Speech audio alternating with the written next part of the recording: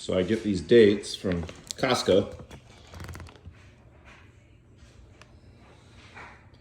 And I always like to check the ingredients in the back. Right there. Ingredients: organic pitted dates, nothing else. So, perfect for the birdies.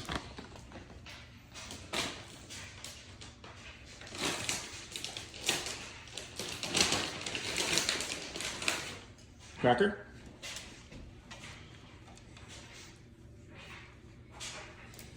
Cracker?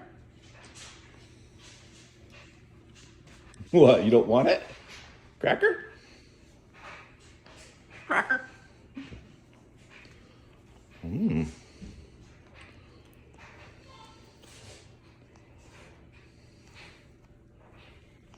that good, Inky?